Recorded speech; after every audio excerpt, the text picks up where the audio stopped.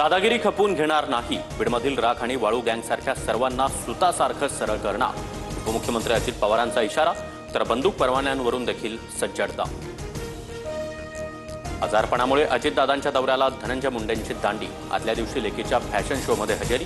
Gateway of India जवळील झालेल्या कार्यक्रमात उपस्थिती. आईवडील चुलत्याच्या कृपेनं माझं बरं चाललंय. हारटोपी शालपेक्षा फक्त प्रेमाचा नमस्कार करा. कुणाच्या पाया देखील पडू नका. आजचे पुढारी पाया पडायच्या लायकीचे नाहीत. अजित पवार यांचं बीडमध्ये वक्तव्य.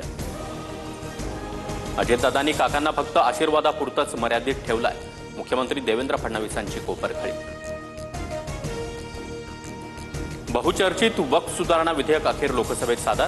संसदेमध्ये चर्चेदरम्यान सत्ताधारी आणि विरोधी पक्षांमध्ये जोरदार वादविवाद. थोड्याच वेळात मतदान होणार.